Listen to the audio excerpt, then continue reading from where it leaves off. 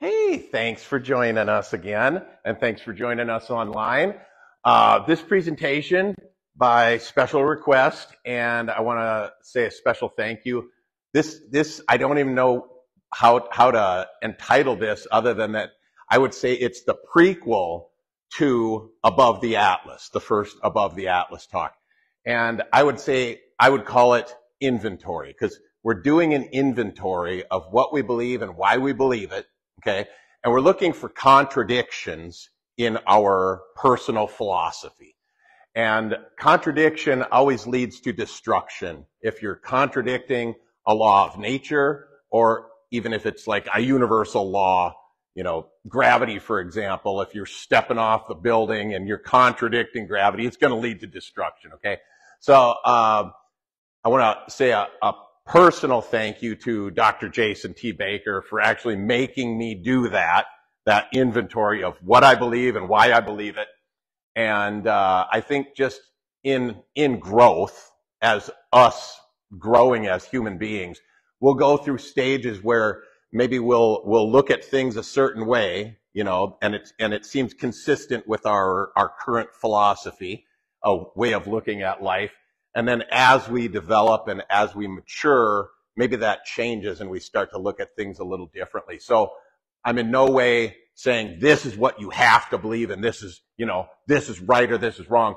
But I'm challenging everyone here and everyone watching online to do that inventory and look at each area of life here. And we're going to look at a few of them and just ask yourself, okay, what do I believe here and why do I believe it? And I'm going to give you some tools to use, again, when you're doing that inventory, okay? But I think it's important because what I've noticed is, especially when I see people where things are kind of going great in several areas of life, but then they seem to be falling apart in another area of life. So things are going great with their relationships.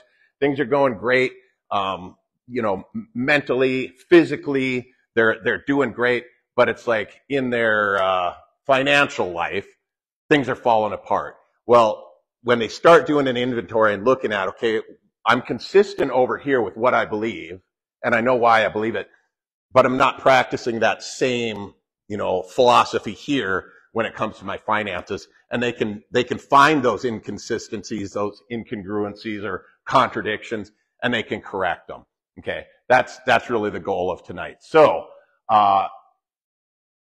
I want to start with this quote. This Ayn Rand quote was from a book called Philosophy, Who Needs It? Okay, and I'll read it for those of you who can't see it online. Do you know why you believe what you believe? She said, as a human being, you have no choice about the fact that you need a philosophy. Your only choice is whether you define your philosophy by a conscious, rational, disciplined process of thought and scrupulous, logical deliberation. That's what I call doing an inventory. Or do you just let your subconscious accumulate a junk heap of unwarranted conclusions, false generalizations, undefined contradictions, undigested slogans, unidentified wishes, doubts, and fears, all thrown together by chance, but integrated by your subconscious into a kind of mongrel philosophy, okay? So many of the world right now has that mongrel philosophy because they haven't gone through that process of inventory, okay? So that mongrel philosophy is fused together into a single solid weight of self-doubt, like a ball and chain in the place where your mind's wings should have grown. So we talk chiropractic philosophy, okay? So chiropractic philosophy is what we would call an inside out or an internal philosophy. And then let's say as a contrast, we would talk about like the germ theory, okay, being an outside in philosophy. So if we're talking about like health, in chiropractic, I don't know if you can read that, we talk about disease is created inside you, therefore the cure for disease must also come from inside you, okay? And outside, externalist philosophy says, well, no, disease attacks your body from outside, like it's bacteria or it's germs or it's something like that that attacks you. Therefore, the cure for that comes from outside your body, okay?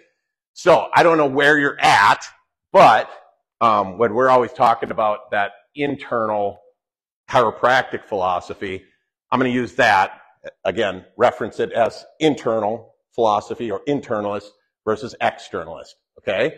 And what I noticed in doing this myself when I first did it, and I've done it several times since, is I had things on both sides, okay, where I wasn't consistent in certain areas of my life, and I had to go through that and grow, okay? So doing this inventory just helps us grow as people. All right, so logical reasoning. We want to talk about a couple different types of logic and reasoning.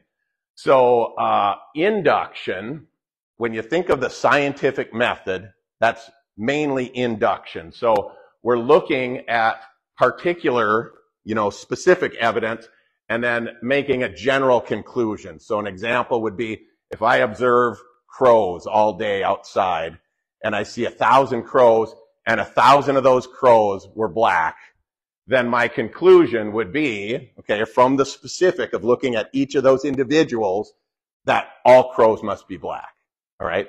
So the dirty little secret with induction or the scientific method is it doesn't prove anything, okay?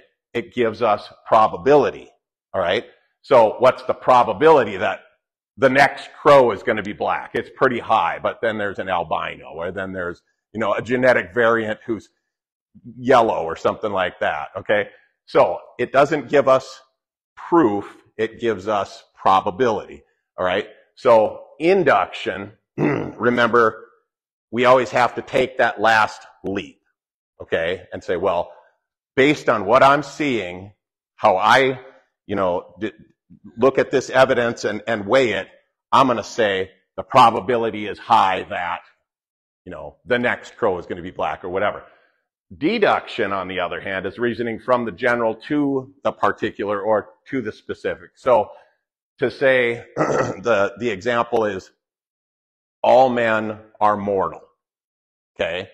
Socrates is a man, therefore Socrates is mortal, okay? Deduction, as long as your major premise, when I said all men are mortal, okay, as long as that major premise is correct, if you follow the necessary steps of deduction, you will get 100% right answer at the bottom, okay? So chiropractic philosophy are 33 principles. We haven't gone over all of them, but we looked at some of them, okay? That major premise is that there is a universal intelligence, okay? So if the major premise is right, that there's a program that runs everything in the universe, then when we get down the line deductively, therefore, I would deduce that there's a program that runs our body, okay? We call that an innate intelligence, okay? So that's how we would deduce using deductive logic. So an example is, existence, all right? Life. Did life evolve from nothing, meaning no intelligence, or was there some creative intelligence? The internalist typically would say, okay, I'm looking at all of this organization and order, and I'm seeing intelligence. Therefore, I have to induce, I have to look at all that information, and for myself, I have to induce my major premise. Whether you're the creation or the evolutionist, we all have to induce our major premise. We look at the world and we see all the order and how balanced and ordered the universe is, right down to the actual positive and negative charge. Net charge is zero, meaning every positive has a negative charge that balances it. When we see that kind of perfection, most of us here would look at that and say, okay, therefore, I would induce that there is a creator, some intelligent being that wrote that program and designed everything, okay? Whereas someone without that faith, evolutionist would say, I don't see order, I see chaos, therefore I'm going to say the opposite, okay? So we're both inducing, but again, when you use deduction, and we're going to try and use, for the most part, deductive reasoning tonight when we're going through our inventory, okay? So, we talked a little bit about the 33 principles, and if our major premise is correct, okay, and then we follow that logical deduction with no contradictions to that logic, that process, it'll lead to truth, okay, or proof. So the big deal here is contradictions, like I said, lead to destruction. Now that's actually, I didn't say that. I didn't make that up. That's a quote from Nathaniel Brand in the 6 Pillars of Self-Esteem.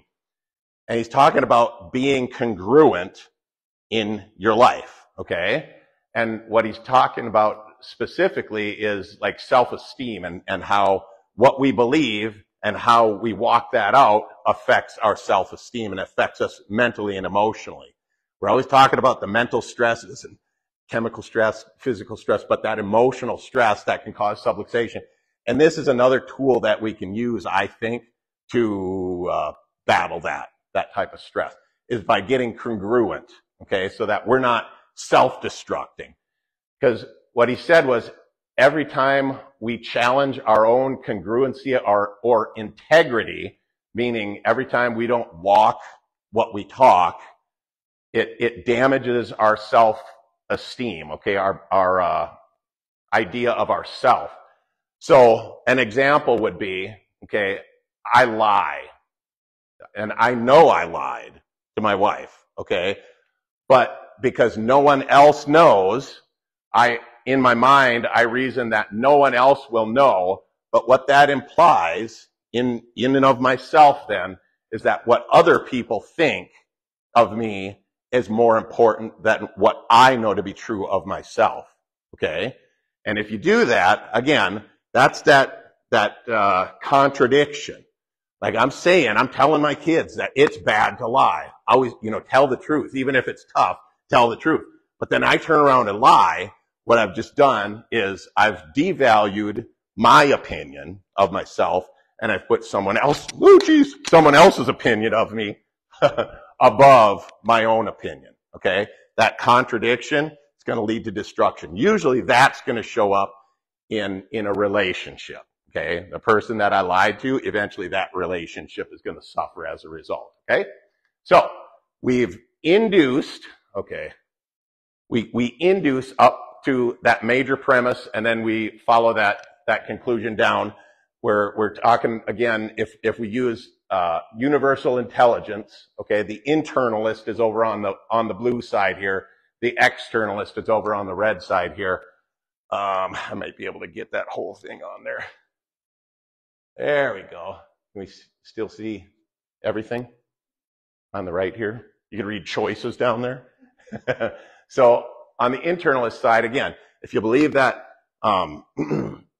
there is a universal intelligence, a program written to control everything, universal truth, then, okay, that's encoded into the program of the universe, how things work.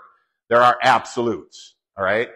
Then there are absolute moral standards or principles. There is freedom, okay? Love and freedom we put on the same line, because you can't put a gun to somebody's head and say, love me or I'm going to shoot you, right? And make them love you.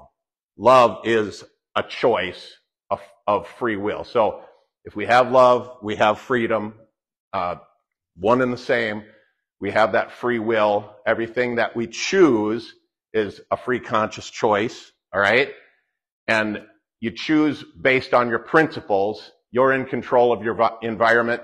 You are responsible for your choices, okay? On the externalist side, this is where we get into what we call, and everybody's heard this called, the victim mentality. Now, for the most part, the people in this group and the people joining us online, more than likely, if you've chosen to be a chiropractic patient, most of you guys watching are already, you're on this side for the most part, okay? You might have some contradictions in there, but for the most part, you guys are people that said, okay, I'm not happy with the way my body's functioning or the way life's going in this respect. and I'm going to take responsibility for it. I'm going to go find an expert who can help me in this area. And you did that, okay? Those same type of people who, you know, decide I'm gonna go start working out. I'm gonna go start dieting. I'm gonna quit drinking. I'm gonna quit smoking. I'm gonna quit, you know, all of those things. That's taking responsibility for yourself, okay? And I salute you for that. On the other side, though, that's, like I said, that victim mentality. It's very, it's a slippery slope, and it's kind of an alluring trap, because I think deep down, just as human beings, we like to harbor that you know, resentment against somebody and hold on to that. So we like to, in our brain, create that I'm the victim here. This person, you know, is in the wrong. I'm in the right. It justifies whatever decision I make at that point in my mind. Okay. So if there is no intelligence and everything is just completely random, there is no truth. It's what we call moral relativism, and no moral standards. Pragmatism is just doing what you feel like is right in the moment. And politicians are classic pragmatists. They'll stand in front of a group and say, yeah, no new taxes, and then stand in front of another group and said, well, we're going to raise taxes on the, you know, it depends on the group that they're talking to. Whatever's going to benefit them most, that's what they'll say. That's a pragmatist, okay? So if there is no freedom, then there is no love, all right? No free will means every choice that you make is determinism, whether it's genetic determinism, I'm a victim of my genes, or whether it's environmental, you know, I'm a victim of my environment. Either way, we in that side of our brain are not responsible for the situation that we're in or the choices that we've made. We're not responsible. Okay? So, again, unless you've gone through and done an inventory, even the best of us are still on both sides of that. Okay, we're not completely congruent. But the goal is to go through our inventory and grow. And sometimes growth is going to be painful. It's going to be tough to look at ourselves in the mirror and say, okay, I need to make a change in this area of my life, and I'm gonna start with an inventory. Okay, so the externalist point of view then is that those choices are made from outside. The cause of things come from outside me. Therefore, the solution would be an outside-in solution. Whereas on the internalist side, the choices are made by me. It's my fault, okay? So I'm taking responsibility. The cause comes from me, my thinking, my attitude. Therefore, the solution is going to come from me. I'm going to have to decide. And, you know, it's in this respect, it's not saying that people can't do bad things to us. It's just more focusing on, okay, they did something to me, but now how I react to it. Am I consistent and congruent with my internalist philosophy, even when the poop hits the fan? And that's what's going to happen. I'll just warn you right now. If you decide, I'm going to start making these choices, and I'm going to start consciously walking what I talk, okay, you'll be tested. It's a given, okay? So when you're making those decisions and making those choices, just realize it's almost like you put up a flag and say, hey, God, I'm trying to make a change here, and all of a sudden the tests start to come. So you are either on the externalist or on the internalist viewpoint when it comes to health. Okay, so that's a big one, and that's an easy one because we've talked about it so much. We can just go over this real quick, but it's real fuzzy there. Sorry, or maybe my eyes are just fuzzy. So again, on the externalist side, disease like attacks you from the outside. It's kind of like that quote up there. Medicine is the study of disease, what causes a man to die. Chiropractic's the study of health, what causes a man to live. Okay, the two externalist versus internalist perspectives. So that disease jumps you from outside. The cure must come from outside, meaning a pill. Okay, you take this pill, put it in your body, now you have health. Symptoms, disease, they're real entities. all right, that must be attacked directly. So that's why we have a pill for every ill, okay? Because if we've got high blood pressure, all right, that symptom exists. That's something that we need to fight, that high blood pressure, all right? Whereas the internalist perspective would look at that really as a non-entity, okay? It's a lack of something, all right? It's a lack of function. It's a lack of, maybe we're deficient in something like that. But it's a lack of function that needs to be put back to normal, okay? So they look at it as, you know, something that needs to be attacked. And because that, you know, external manifestations are the disease, controlling the symptom becomes, in their mind, controlling the disease, okay? So like diabetic, where they got a constant monitor on their blood sugar, something like that, externalist mindset, we're looking at that, saying, okay, as long as we manage that diabetes, you know, everything's going to be okay. But again, the underlying causes of that might not be addressed, and then the underlying things are allowed to get worse. So I can barely even read that. So in chiropractic, the internalist thinking is just that when the manifestations get better, that is usually just a sign that the function is returning to normal, okay? So, but in the bottom line is that, you know, over here, we're not responsible on that externalist viewpoint. It's usually, you know, my health is a responsibility of my doctor or the government or my insurance, you know, my insurance company or whatever. Whereas over here, we are ultimately responsible for our health.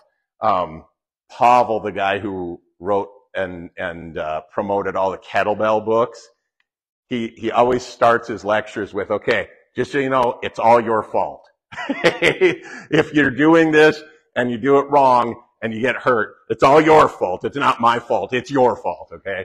So it's just easier when we take that, you know, might not be 100% true, but when we take that perspective that, okay, I'm in this position right now, probably because of things that I've chosen, so I'm going to take responsibility for it. You can take responsibility if you're over here in that internalist perspective where you really can't take responsibility. You can't really make that change. You're still going to be waiting on, you know, better genetics or your insurance company to cover it or the government to pick up the tab or whatever. You're going to be waiting for that external fix. So when we apply these two filters to psychology, for example, again, free will versus no free will. Environmental stimulus chooses for me, okay, what happens to me. Therefore, I'm a victim of the environment. I'm not responsible for my choices. So when we look at psychology, they have like different character disorders. So someone who walks into the psychologist with character disorders, they're very difficult to help because they take no responsibility for themselves or their actions, okay? Whereas somebody who's like completely neurotic, that's not a good place to be either, but they're easier to help because they take extreme responsibility for everything, okay? They think their responsibility for everything that happens to you and everything that happens outside, and, you know, they're in their brain, kind of like the center of the universe, but they're taking responsibility for everything, not just their own stuff, okay? Again, believe it or not, those people are a little bit easier to help than the people over here who take no responsibility for anything. So when we're looking at this in terms of our emotions, okay, externalists would believe emotions are caused by external stimuli. So good things happening causes happiness, okay? Bad things happening causes sadness or angriness. Like using this language, okay, one way that we can help change these things is our self-talk and the way that we talk about ourselves and others. So just saying something like, you make me angry, again, what is that? You might say, no, I'm an internalist, but how you talk and how you act might say something different. Okay, give evidence that, okay, in this area, maybe I'm, I'm contradicting my own philosophy. Okay, and I do this. This is one that I'll say, I have an issue with this. You make me angry, or you make me mad. You did this. You made me mad. You ticked me off. Whatever. I don't believe in luck. Okay, but as opposed to saying I get angry, which again is just that little change, but it's putting it on me that I'm the one who's deciding to get angry here. And my dad would always say, well, if you didn't know, they said this about me and they made me mad. Well, what if they said it, but nobody ever told you about it? Would you still be angry? Well, no, because I wouldn't have known that they said, that's a stupid. But, if you look at that, again, it's not the fact that they said it about me. It's the fact that I found out and then I reacted. Okay. So I could have chosen to say, I don't care what they say about me because they're a schlup, whatever. But I get angry when you do this is congruent language. Okay. And in that case, your attitude determines your emotions. Things happen. They might happen around you, but and even happen to you. But what really counts is what's going on in you. So political views, we're not even going to go over that. But it applies to every area of life. And we were talking about the pragmatist versus someone who's more principled. Okay, when you're looking at things politically. That's probably what you're going to notice is people who are more internalist, they're going to look at the principles, okay, the Constitution, the law, whatever. Whereas the externalists, they're going to just go with whatever is convenient at the moment. Okay, so I just want to again restate that I'm not picking on any single person. All right, I'm just saying. I've had to go through this a number of times throughout my life. I actually required of my kids to sit down and list out what they believe, why they believe it, and be congruent, okay? And they grow. We grow in doing that. So I just want to challenge you guys to do that inventory. And tune in next week. We'll actually be going back over the above the atlas. Again, this was above the atlas inventory. Next week, we're going to go over above the atlas and give tools like we like to do for making things congruent in our life and achieving that balance. Okay, so again, thank you guys for coming. Thank you guys for tuning in tonight. Have a great evening. Drive safe.